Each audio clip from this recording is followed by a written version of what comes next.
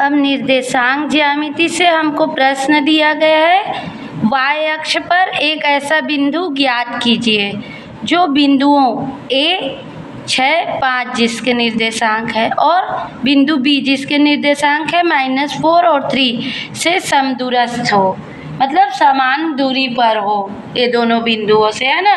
और क्या बोला है, y अक्ष पर, मतलब इसके x निर्देशांक क्या होंगे, 0 होंगे, है ना। तो हम जानते हैं यदि कोई बिंदु y अक्ष पर है तो कोई भी बिंदु माना P के निर्देशांक P0y के रूप का होगा, ठीक है, जिसके x निर्देशांक क्या होंगे, 0 होंगे, है ना, y अक्ष पे है तो। और माना कि P0y बिंदुओं A और B से क्या बोला है प्रश्न में, समदूरस्थ है, समदूरस्थ है, मतलब समान दूरी पर है ना, A और B से बोल रहा है P। तो क्या हो जाएगा, जो P और A की दूरी है वो बराबर P और B के दूरी के हो जाएगी, P A की दूरी और P B की दूरी बराबर हो जाएगी, है ना। समदूरस्थ है तो A से भी उतनी दूरी में है, B से भी उतनी दूरी है, मतलब A और B के बीच है, या जितनी भी दूरी में है A और, तो PA और PB की दूरी बराबर होगी, है ना। तो अब क्या होगा, दो बिंदुओं के बीच की दूरी के फॉर्मूले से क्या हो जाएगा, सबसे पहले तो ये देख लेते, PA बराबर क्या हो जाएगा, √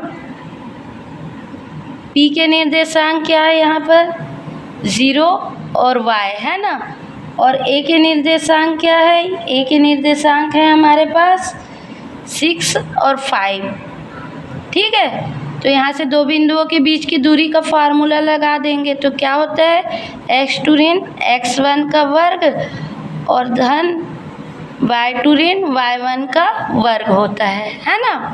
तो इस पे मान रख देंगे तो ये क्या आ जाएगा हमारा, x2 ऋण x1, तो 6 ऋण 0 का वर्ग प्लस इसी तरह y का क्या हो जाएगा, 5 ऋण y का वर्ग, ठीक है। ये PA मिल जाएगा, है ना हमको, ये क्या है PA। इसी तरह PB भी देख लेते हैं, PB क्या होगा, ये भी उसी फार्मूले से x2 ऋण x1 का वर्ग प्लस y2 ऋण y1 का वर्ग।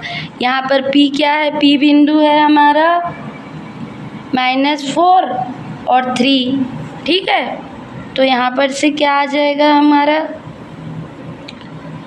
x2 मतलब -4 ऋण x1 0 का वर्ग और y2 ऋण y1, तो y2 क्या है, 3 ऋण y1 y, ठीक है, इसका वर्ग, ठीक है। ये क्या मिल गया हमको, PB, ठीक है। और कंडीशन में बोला है कि दोनों समदूरस्थ है तो PA बराबर PB बोला है ना।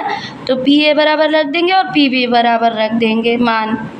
तो ये PA बराबर क्या आ गया, 6 - 0 का वर्ग धन 5 - y का वर्ग बराबर √ -4 - 0 का वर्ग प्लस 3 - y का वर्ग, ठीक है। अब दोनों साइड वर्गमूल है तो कट जाएगा, ठीक है। तो यहाँ से क्या आ गया, 6 - 0 का वर्ग प्लस 5 - y का वर्ग बराबर -4 - 0 का वर्ग प्लस 3 - y का वर्ग, ठीक है, ये आ गया।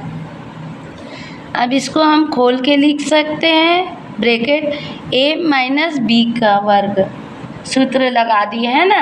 तो a का वर्ग माने 6 का वर्ग, 6 का वर्ग, और ये क्या आ गया, b का वर्ग मतलब 0 का वर्ग और प्लस b का वर्ग माइनस 2ab, तो 2 इंटू 6 इंटू 0, ठीक है, a माइनस बी का होल स्क्वायर का सूत्र। वैसे इसमें भी किए तो क्या आ गया, 5 का वर्ग धन y का वर्ग ऋण 2ab, मतलब 2 इंटू 5 इंटू वाई, ठीक है, बराबर क्या हो गया, a माइनस बी का सूत्र लगा दिए है ना। या यहाँ पर से ये 0 का कुछ नहीं होगा तो ये 4 चौक 16 हो जाएगा, ठीक है, और बाकी तो शून्य आएगा। इसमें a माइनस बी का लगा दिए तो क्या आ गया, 3 का वर्ग धन y का वर्ग ऋण 2 इंटू ए बी, तो 3y इंटू वाई। यहाँ पर क्या किए, चूँकि a माइनस बी का होल स्क्वायर बराबर a square minus a square plus b square minus 2ab का फॉर्मूला लगाए हैं, ठीक है। तो यहाँ से क्या आ गया, 6 का वर्ग माने 6 गुणित 6 तो 36, शून्य का शून्य, और इसमें भी ये शून्य हो जाएगा है ना पूरा। यहाँ पर क्या होगा, 5 25, 5 गुणित 5 करेंगे तो धन y का वर्ग ऋण 5 दूनी 10 और y 10y, ठीक है, बराबर क्या हो जाएगा, 16 प्लस 3 गुणित 3 होगा, 3 का वर्ग माने 3 तिया 9 धन y का वर्ग ऋण 3 दूनी 2 तिया 6 y, ठीक है।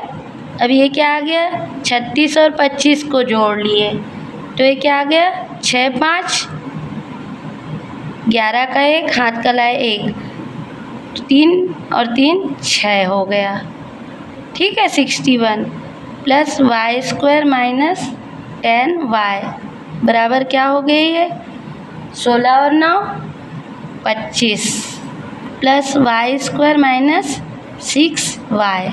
अब इसको एक साइड पक्षांतर कर लिए तो 61 plus Y square minus 10y ऋण 25, इधर धन है तो ऋण में आ जाएगी, इधर धन है तो ऋण में आ जाएगा, और इधर ऋण है तो धन में आ जाएगा। यहाँ पर क्या किए, पक्षांतर, ठीक है, बराबर 0, ठीक है। अब ये प्लस में है, ये माइनस में है, कट गया, ठीक है। तो यहाँ से क्या आ गया, यहाँ से आ गया माइनस 10y प्लस 6y और minus plus 61 minus 25 equal to 0। तो यहाँ से क्या आ गया, 10y में से 6 को घटाए तो क्या हो गया, 10 में से 6 गया 4y, और माइनस चिन्ह बढ़ा है इसलिए माइनस चिन्ह वो लगाते हैं जिसमें बड़ी संख्या हो, है ना। और यहाँ पर 61 बढ़ा है इसलिए प्लस में रहेगा, लेकिन 61 से ये माइनस हो जाएगा। तो यहाँ पर एक उधारी लिए तो 11 में से 5 गया 6, और यहाँ पर 5 बचा, 5 में से 2 गया 3 बराबर 0, माइनस 4y, और इसको पक्षांतर कर दिए तो ये माइनस 36 हो गया पक्षांतर, ठीक है। तो यहाँ से क्या आ जाएगा, यहाँ से आ जाएगा हमारा ये माइनस और माइनस कट जाएगा दोनों साइड, है ना। ये y बराबर 36/4 लिख देंगे, है ना।